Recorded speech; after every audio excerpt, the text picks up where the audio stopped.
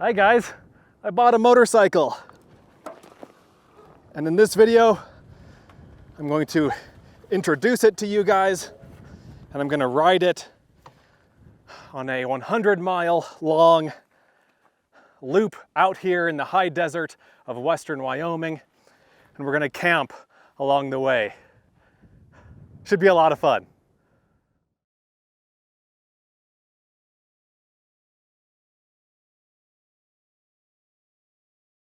This is my 2020 Yamaha XT250, so it's a relatively small motorcycle, around 250 cc's.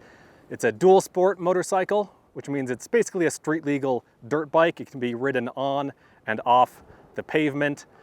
And it has a bunch of accessories on it, and I've done some other things to it, and we'll go over all of that later. I've been carrying it around on the back of the Land Cruiser on this. This is a motorcycle hitch carrier that I bought at Harbor Freight. They have a couple different versions. This is the more heavy-duty version. This can handle up to 600 pounds, and the motorcycle weighs less than 300, so we're good to go there. It's about 1:15 in the afternoon right now. The plan is to load this thing up with all of my gear, which itself is going to be an obstacle I'll need to overcome. I have some different bags and everything that I've bought for this thing, but I've never put all of them on at the same time, and I've never really loaded them up with gear, so that's going to be it's going to be interesting.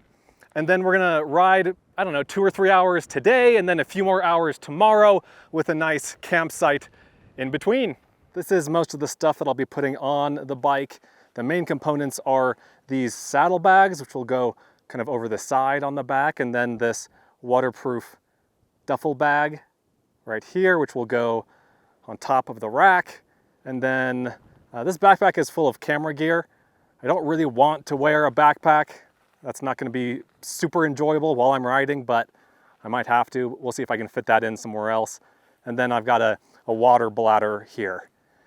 And like I said, I've never really done this before, so I'm not going to record me trying to put all this stuff on here because it's going to take a while. So give me I was going to say give me a minute here, but it might be more like an hour. Give me an hour here, and then I'll catch you guys up on how it went.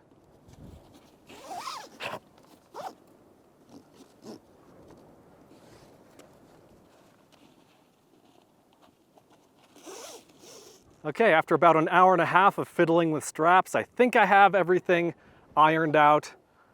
We've got the 2 saddlebags. These are the Rig Gear Hurricane saddlebags. I think that's what they're called. And then this dry bag, and then this red Milwaukee bag is the camera bag. I think I've managed to fit everything in without having to resort to a backpack, so that'll be really nice. And then we have the tank bag right there. And that's it, we're ready to roll. Just need to don the helmet and the jacket, and we can hit the trail. All right, guys. We are ready to go. See ya.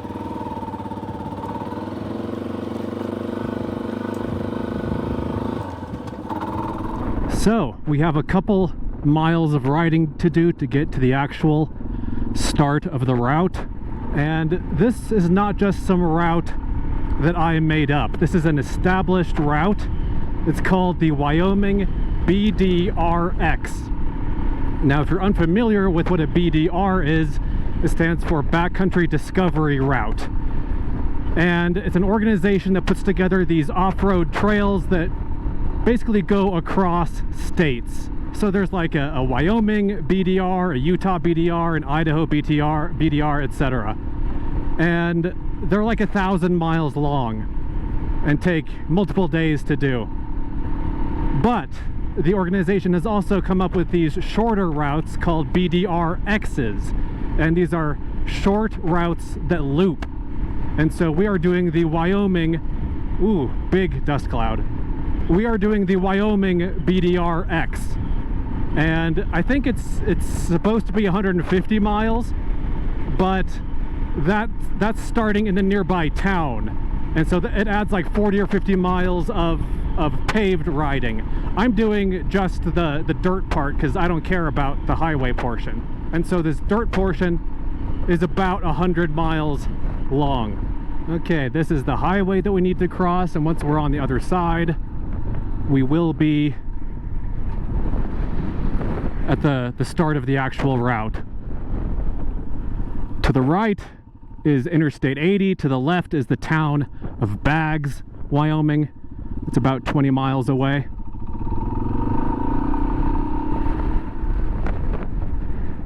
I'm gonna stop here and reset the trip odometer. So I am a newbie to motorcycle riding. This is all pretty new to me. Since buying this motorcycle, I've put about 300 or 400 miles on it. Almost all of that has been dirt. And this is the first motorcycle I've ever owned. I'm still kind of learning the mechanics of how to ride a motorcycle as far as shifting and downshiftting and braking and all that stuff goes. So this will be sort of a trial by fire here. It'll be interesting. This route is rated as moderate to difficult because of some rocky and sandy sections.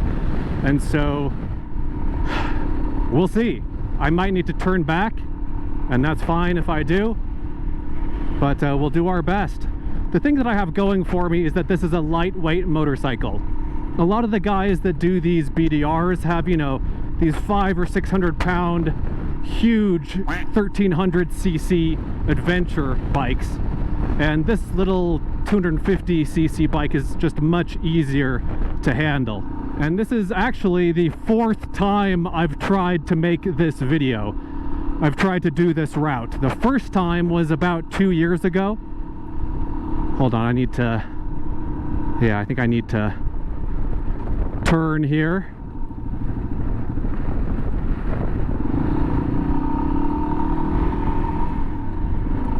Yeah, I tried to drive this 2 years ago in the Land Cruiser. It was October, and I did about 10 or 15 miles of it, and then I met a guy on a motorcycle who needed to be rescued. He needed help. It had rained a couple days prior, and so the road was a little bit muddy. And he had one of those big, heavy motorcycles. I don't know if it was a BMW GS or what, but it was a big, heavy adventure motorcycle.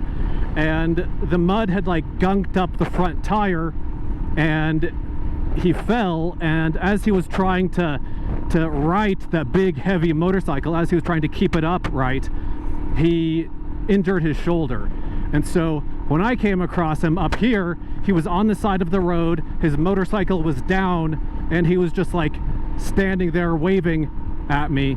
And so I loaded him up into the car, we left his bike there, and we drove to Baggs, which again is the town that's over that way. I just dropped him off at a gas station, and he was on his own after that, but he messaged me afterward and said that he was able to get a tow and to you know, get out of there. And so that kind of ruined my first attempt at doing this route. I didn't really have time to keep doing it after that. The second time I tried to do it was a few weeks ago, but then it rained for several days. And then I tried to do it 3 days ago, but it had rained a couple days before that too. And so this is try number 4. I think things should be dry, but I guess we'll see. At the start of the route here, we have some little ranches, and we have a lot of oil and gas pumps or rigs, or I don't know what they're called, but lots of little oil and gas related paraphernalia here. That's the main industry in this part of Wyoming, in like south central Wyoming. And the start of this route is only about an hour and a half from home. This is pretty close to where I live.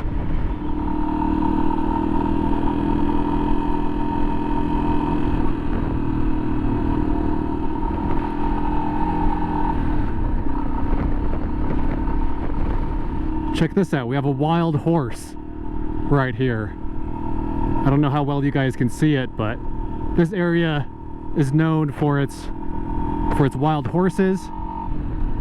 And then also, I think this area, so this general area is called the Red Desert. And it's a large area. It's about 10,000 square miles. And it's home to I think it's the largest migratory herd of pronghorn in the country. And then this is also home to a species of desert elk. Very interesting stuff. I've also seen moose in this area. You know, while riding on similar roads near home in similar terrain, I've seen badgers and deer and marmots and all kinds of animals. This area, even though it looks very barren, is home to a surprising amount of animal life. There are tons of animals here. Yeah, speaking of pronghorn, I don't know if you guys can see them, but there are a few right here in front of me. Along with whatever this is, an old water tank and an old shack. Hello, pronghorn. Such cool animals.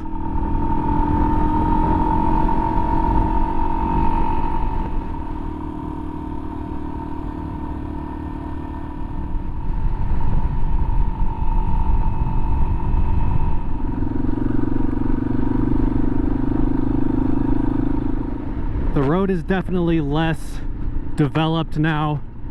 We're still on a road, but it's you know, more of a faint 2-track than a full-on graded gravel road. And I've been going for, let's see, 26 miles.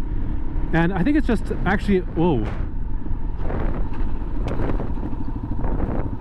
Whoa. Okay, hold on.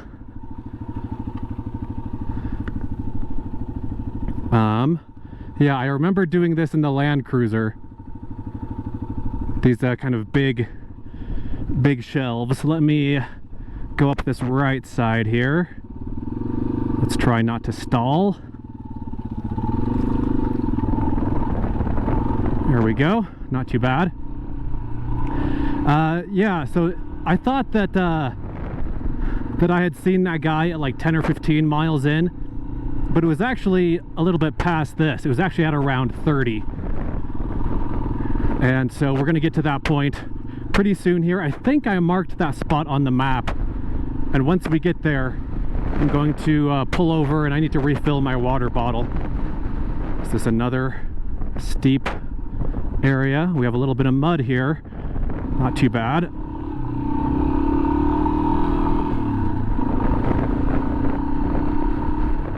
Yeah, the road still is more wet than I thought it would be. Whoa. That was a mud patch that I couldn't really avoid. This is the first mud I've ever ridden in, and it's not fun.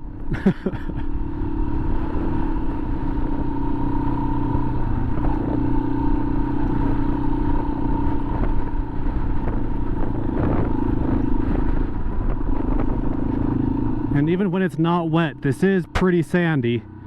It's pretty, I don't know if slippery is the right word, but I can feel the back tire fishtailing around, you know?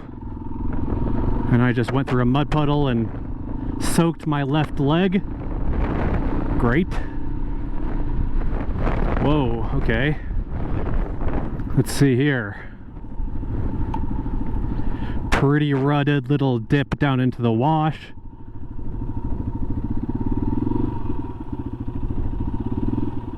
Let's see, how do I want to attack this? Am I still recording? Yes, I am. Okay. I guess we'll stay on this right side. I'm not gonna be super surprised if I fall on this trip, if I lay the bike down. I'm kind of expecting that. So if that happens here... Whoa! Whoa! That was a close one. That was not pretty, but we made it through. Nice. Woo! On to the next one. Let's see if I can ride between these two super wet, muddy ruts. Yes. Good, good.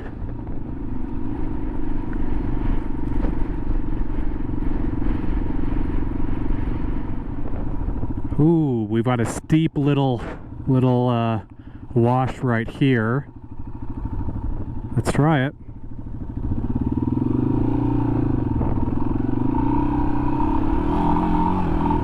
Oh yeah. Piece of cake. Oh, look at this. More wild horses.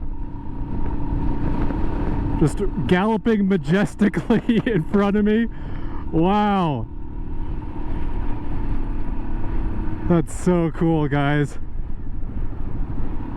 Okay, so it was basically right here that I ran into the guy. That I met the guy 2 years ago. Yeah, still as beautiful and desolate now as it was then. I don't think I saw any horses last time though. What a neat place, and we haven't even gotten to the interesting parts of this ride yet. There are some really cool badlands that we'll be going through, I think in the next like 8 or 10 miles. But man, there is just nothing as far as the eye can see, and it's so cool. And the bike has been doing great. I'm having so much fun, guys. This is a blast. Now look at this beautiful area. Look at the, like if we zoom in, we can see some of these distant badlands areas out there. And then there are more kind of over here.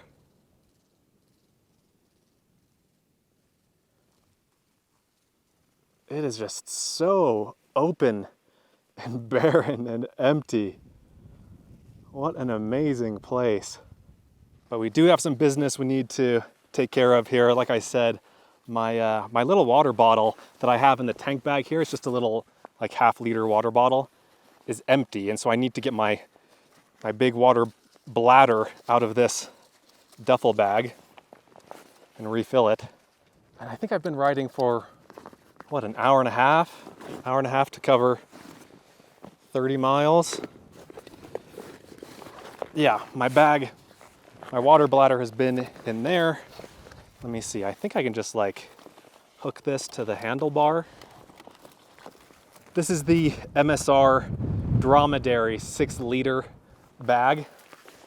And I like it, except for the fact that the water coming out of it tastes kind of gross. It tastes kind of plasticky. And I did rinse it out before this trip, but I guess I didn't do a good enough job. There's a little spout right here. I'll show it to you guys. I'll show you guys a closer up view in a second here. I hope you can see that, but there's a big opening that you can undo to fill it with water, and then there's a smaller opening that's about 3/4 of an inch wide, and then there's a tiny little spout that you can flip out. Pretty cool. Again, aside from the fact that the water tastes terrible. I could go for a snow cone right about now. It's not too hot, actually. It's like, I don't know, 85 degrees, I'd say. But it feels hotter than it is, just because of how glaring the sun is, I guess. Okay, I think we are ready to continue.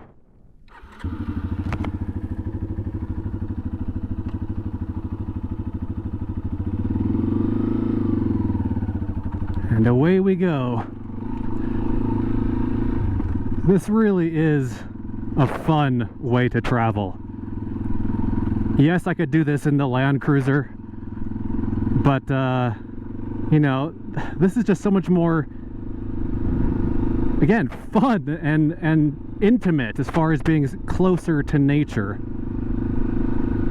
When I am just cruising along at like 12 miles an hour. I didn't get into motorcycle riding to be a speed demon. I don't need to go 100 miles an hour.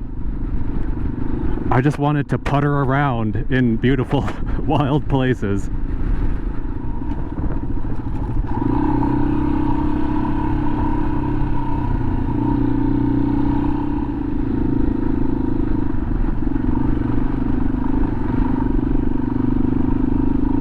This is getting pretty awesome. You can see we're getting into the Badlands now. I don't know how well you can see it in the camera and the GoPro. It's beautiful country though. Beautiful sandy country.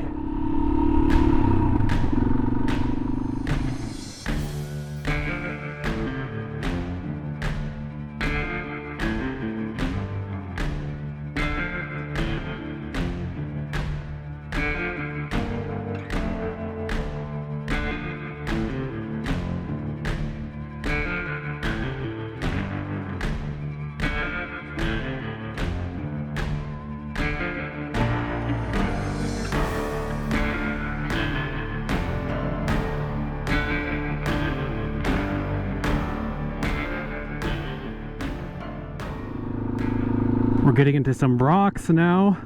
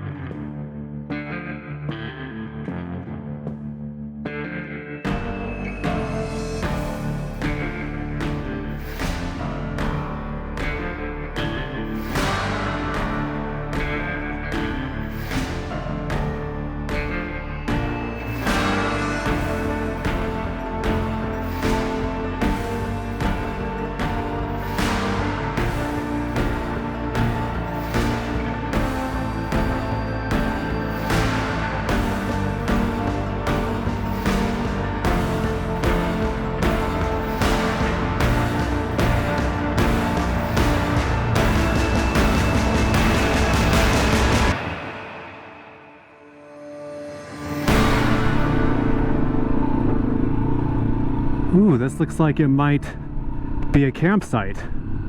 Potential campsite. It's getting late. I have about an hour of daylight left. Yeah, this looks good. Let's explore back here a little bit.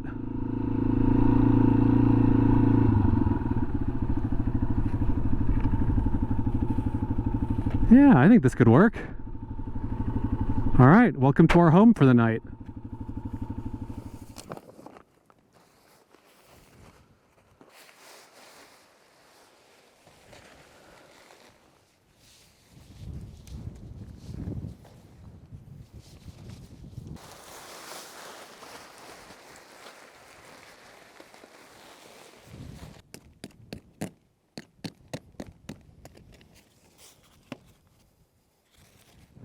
I've got camp all set up, it's back there, but before I show it to you, I wanted to climb on top of this little hill in front of the campsite and take a look at the surrounding area and show it to you guys.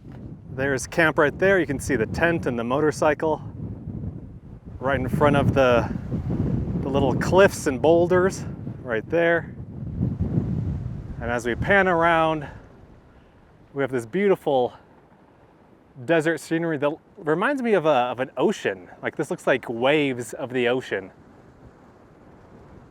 Really, really cool spot. I've never been out here before. I've been wanting to come to this area for years and never have.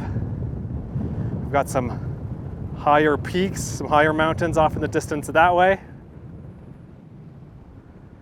Some more rock formations out this way. Beautiful, beautiful area. Tomorrow I'm gonna go over in this direction.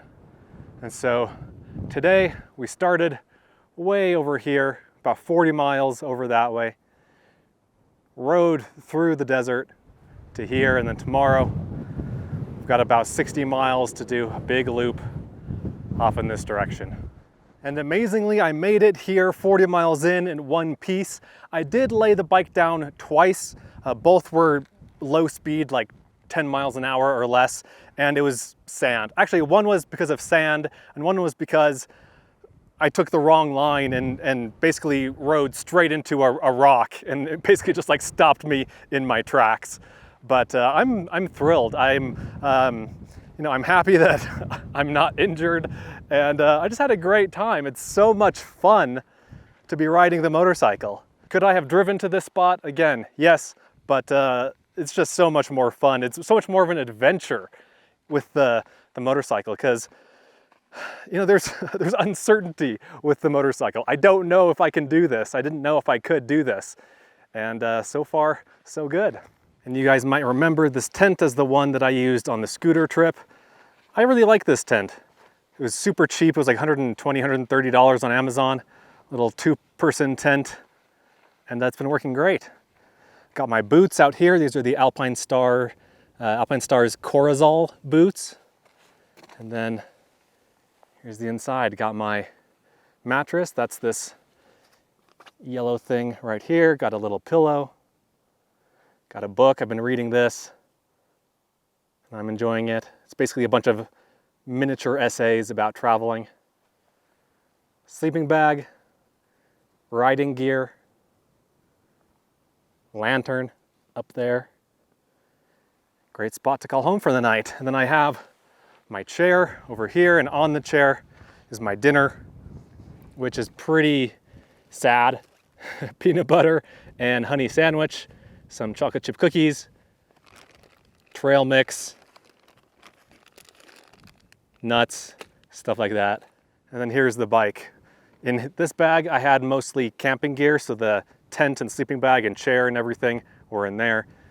In the right saddle bag is emergency gear, so tools, first aid kit, tire repair stuff like tire spoons and wrenches and a spare tube. And then in this one was basically everything else. A couple battery banks, the book was in here, the food was in here, and then in here is the water bottle and a GoPro and a few other little things. Sunglasses are usually in there. Got the water bladder hanging up. This is an indoor-outdoor thermometer. Let's see what the temperature is. I put the little thermometer thing up here. 73 degrees outside, 77 inside. Pretty nice. The sun's gonna set in probably 10 or 15 minutes. So I'm gonna hurry up and eat this. And I wanted to mention that the area I've been traveling through with all the badlands and the cool boulders and the rocky towers is called Adobe Town. That's probably the most famous named region within the Red Desert here. And man, you could spend a long time exploring that place. I'm kind of just on the edge of Adobe Town right now. You could spend days and days and weeks. I need to come back here in the future and set up camp and just go explore all the little hoodoos and the little side dirt roads. And there's no one out here. I haven't seen a single person, haven't seen a single vehicle all day, except near the start where I saw some I don't know, oil and gas trucks. But after the first, I don't know, 10 or 15 minutes, I don't think I've seen anyone. Wow. What an adventure. What a beautiful place. What a beautiful night it's gonna be. I'm happy. And I'll see you guys in the morning. Good morning, everyone. I'm still pretty tired. It's about 8:45.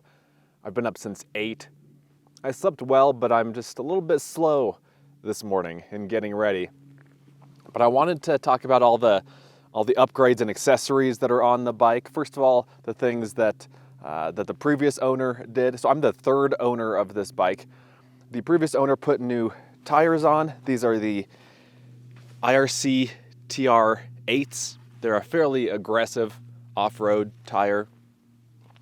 A Cherbys hand guards. So these protect your brake lever and your clutch lever in case you crash, basically. And also they protect your hands from any trees or anything that you might run into. What else? These are double take mirrors. These are basically unbreakable mirrors. If you crash, they just kind of flip over. They don't actually break. He also replaced the headlight with a much brighter LED headlight. These foot pegs are bigger foot pegs, so they're much easier to stand on. The rack back here, I paid the guy another $100 for this. So the bike was $3,400, then I paid another $100 for the rack, so $3,500 for everything. But I installed the rack, but he had it. Oh, the skid plate. This right here, that protects the underside of the engine. That's very important. And then he gave me a big box of a ton of accessories, like extra tubes, the original tires, extra oil filters and extra oil, different sprockets to change the gearing on the bike a little bit. All of the tire changing things that I mentioned earlier that I have with me, like spoons and all of that good stuff. Just a lot of stuff. And so I think I got a pretty good deal for this. And then I did a few things myself, not very much, not anything too crazy. You know, the phone mount I added, I installed a USB thing right here so I can charge my phone, and that's right here. And then you can also use this to trickle charge the battery when you're not using it over winter. And then all the bags are mine, and that's just about it. I haven't done too much to it, and I don't plan on doing a ton to it. Like I said, I'm considering selling this because it's just not super fast on the highway, and I knew that going in. It can go like 60, 65 if it's flat, but there are a couple of problems with that. First of all, where I live is not flat. You know, this is not flat out here. There's always a slight up or downhill, or maybe not so slight up or downhill. And all of the roads that leave the town where I live, every single paved road is at least 70 miles an hour or higher. Like the interstate that runs through town is 75 to 80 in my area. And then the paved smaller highways that go to different places are all 70 miles an hour. And this can't really do that comfortably. And so I'm thinking of upgrading to just a slightly bigger bike. I don't want a big motorcycle. The whole point is to have a small kind of manageable motorcycle. And I'm thinking of getting the Honda CRF 300L or the rally version of that bike. Last week, Cassie and I went to a Honda dealership and I sat on both of those bikes, and I think I like the rally, or the non-rally, just the regular CRF 300L a little bit better, just because it felt smaller. The rally has more plastic and more fairings and a bigger gas tank, and it just feels like a bigger bike. It's a little bit higher too. And so anyway, that's the plan. I don't know when that'll happen, probably next year. If it does happen, I might just keep this for another year or so. But overall, it's such a cool little machine. Like, I'm amazed that this is a full vehicle that can take you basically wherever you need to go. And it's so cheap. Motorcycles in general are so cheap compared to cars. It's crazy. Like, you could buy a brand new, great motorcycle for $6,000 or $7,000. Whereas we all know that a new car is not going to be anywhere close to that. So enough talking. I need to decompress a little bit. I'm going to sit down and relax, eat my breakfast, eat the rest of my breakfast here, and then we'll pack up and hit the trail again. I'm really excited. I'm excited to get back in the saddle and get back riding again.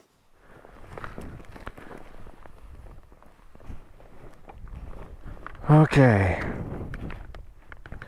Also, I realized that I didn't use this camera at all. This is the 360 camera. I may use it today, I may not. I don't know, we'll see. Okay, first of all, will this thing start up? Right up. Okay. Put the gloves on, and we'll hit the trail. We have a couple of stops today. The first two are historical sites. They're pretty close to each other, and some ruins of historical interest. I think they're about 6 or 8 miles away. And away we go. It feels good to have that airflow. But it is a beautiful morning, and I'm excited because once again, this is just fun. We're at about 39 miles, so we've got 61-ish to cover today. And I think that today's miles are going to be less technical, less rocky, but don't quote me on that.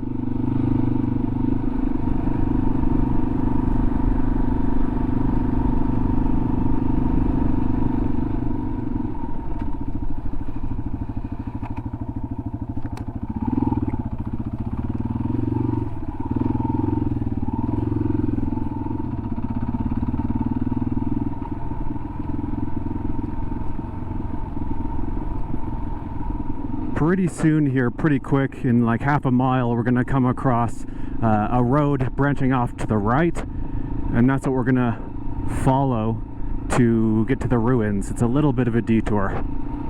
Let's see, the sign says Bitter Creek, 17 miles straight ahead, Fort LaClede, 2 miles to the right, and that's where we're going. So these are the ruins of a fort that dates back to the 1860s. Called Fort LaClede.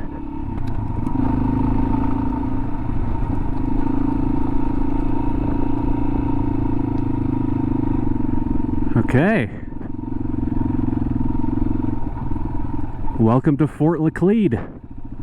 We have the ruins of 2 buildings here, and we have a pylon thing here that says Overland Stage. We'll talk more about that in a minute. But yeah, 1 building here, 1 building here. Let's get off the bike and take a closer look. So the Overland Trail, or the Overland Stage Trail, was a route through this part of Wyoming that was sort of an alternative version, an alternate to the Mormon Trail, the California Trail, and the Oregon Trail that passed through Wyoming north of here. So same kind of thing, an overland trail used for migration and transportation. And this Fort LaClede, if I can get this gate open one-handed. There we go.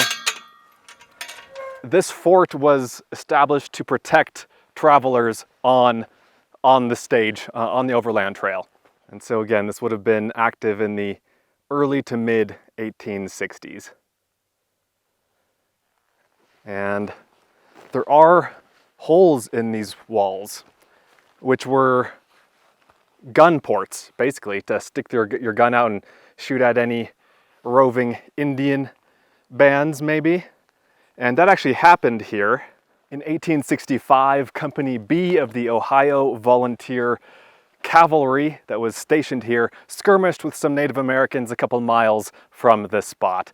That's all the information I could find online about any sort of event or any action that went on in this area. So it was probably a pretty lonely, probably a pretty boring posting, because, you know, I say this a lot in my videos. Even today, this area is desolate. This area is remote. This area has nothing around it. Here's a closer look at one of the gun ports. And I read something online that said that there wouldn't have been windows here because they're, you know, too small and too irregular for there to be windows fitted in here. So they probably had cloth of some sort, you know, curtains, heavy blankets or something like that to go over these to protect them in the winter. The walls are still in pretty decent shape though, at least this wall is. Not much left of the others. You can see the gun ports on this opposite side too. And then this is the smaller building. I don't know what the 2 buildings would have been used for separately, like why they were 2 buildings instead of 1. Maybe 1 was used for storage. But you can see the outline of where this smaller of the 2 buildings would have been. And it's just a stone's throw from the larger building. And then just about a mile from here is another set of ruins, and those are the ruins of a stage stop, of a stage station. So this was a fort, like a military fort, to guard the trail and to guard the station that was over here. So let's go take a closer look at that spot.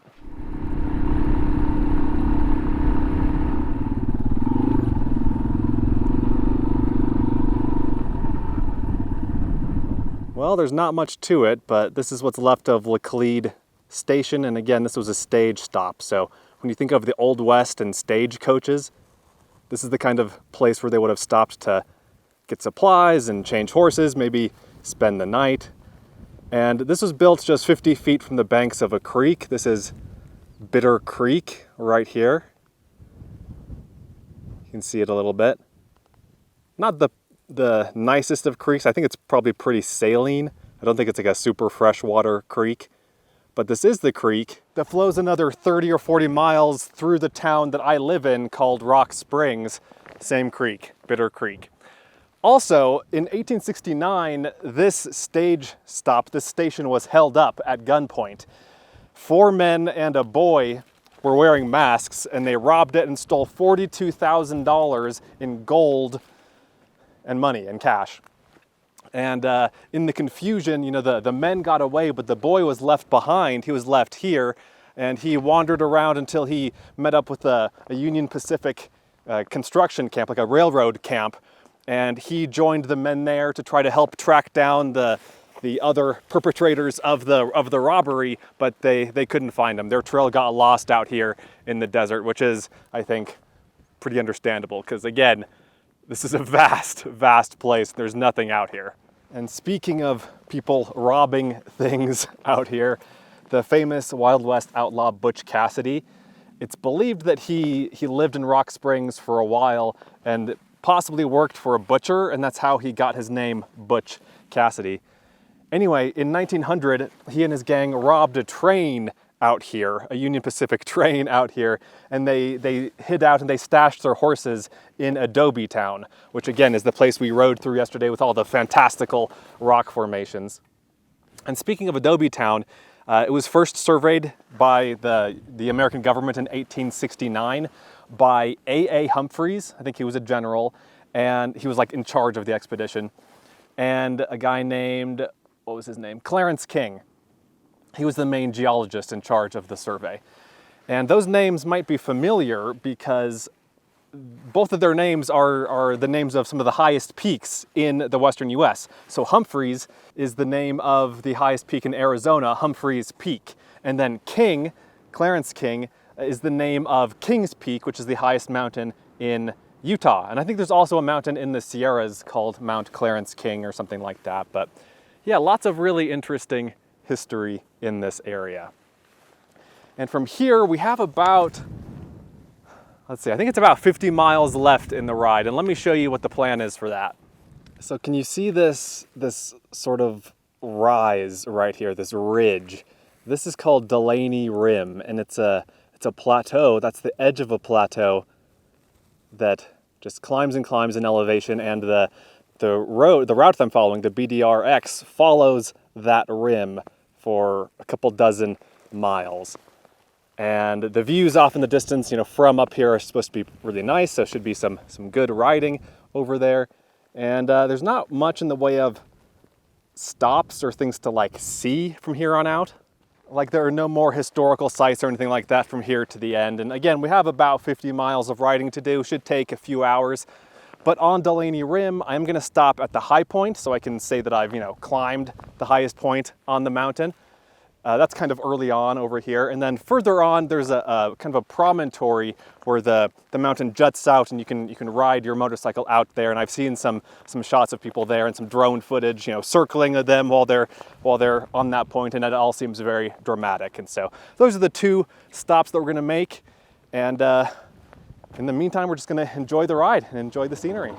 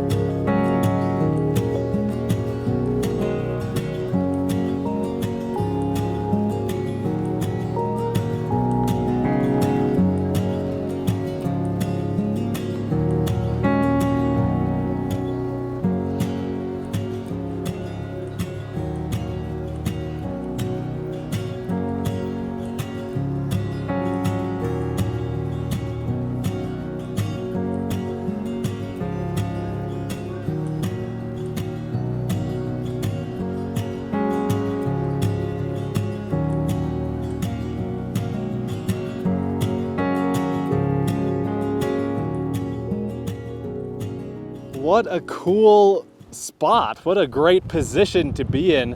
This little finger of earth jutting out into the nothingness. That's awesome.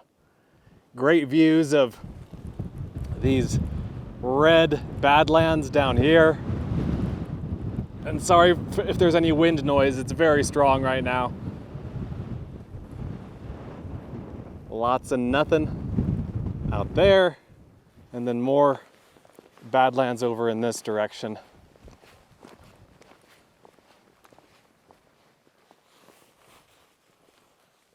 Again, lots of just amazing places to explore on future adventures out here. I've gone about 73 miles, so we have less than 30 to go to get back to the car. And from here on out, I think we just go down, we leave the rim up here and go out into the oil and gas flatlands down below. Also, one thing that's kind of interesting is that there are a lot of these little USGS Geological Survey markers out here. There's one right there, placed in concrete. There's another one right here, and then another right here. And there's a sign here. I thought this was kind of funny. It's a sign saying basically don't mess with the survey markers. Huh. And I'm ready to keep going. I'm ready to keep riding. So let's get back on the hog and ride back to the car. I'm just going to record a few clips with the GoPro between here and there to give you an idea of what the scenery is like. And other than that, I'll meet you back at the Land Cruiser and we'll debrief a little bit.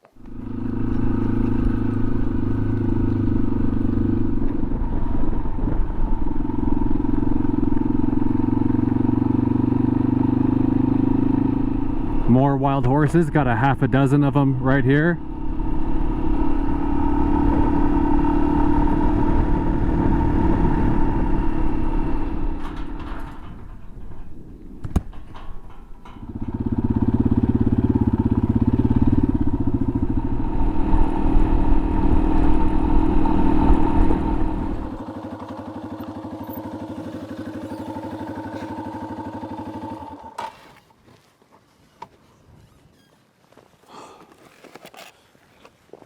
We did it. 107 miles. Oh, 107 miles of the BDRX, and then it was another 5 miles to get to and from the start. So 113 miles in just about 24 hours. What an adventure. Guys, that was so much fun. I don't know how else to say it. It's so much fun to go adventuring on a motorcycle. And in case you've missed the last several months of videos, I am new to motorcycling like completely. I wasn't one of those people who grew up riding dirt bikes and then got back into it when they were older. I had never been on a motorcycle until I took the beginner's rider class, which was about a year ago. And after I passed that and got my motorcycle license, I bought a scooter and I rode that several thousand miles to Canada and to Washington, sold that, bought this, and I won't say that it was pretty the entire time. I definitely, like I said, fell a couple of times, but I did it and that was so much fun. I feel very accomplished. That was great. And so I guess the question is, what's next? I mean, immediately in the short term, I'm gonna load this back onto here and drive home, but what's the next motorcycle adventure gonna be? I think I'm gonna do one of the BDRs, one of the full BDRs, the 1,000-mile rides, either Wyoming or Utah. I'm not entirely sure. Stay tuned and I guess we'll find out. But I hope you guys enjoyed this video. I'm trying to think if there's anything else I need to say or that I wanted to say, but I don't think so. I just had a great time and I hope you guys enjoyed it too. Let me know what you think. Let me know what your favorite part was. Let me know if you have any questions, and I'll see you in the next one. Be sure to check out Adventure Know-How, my new site, where you can gain access to a map of all of my free campsites, plus monthly bonus videos that you won't find anywhere else. Learn more at adventureknowhow.com. And for links to everything else SUV RVing related, visit suvrving.com. Links to these sites and more will be in the video description.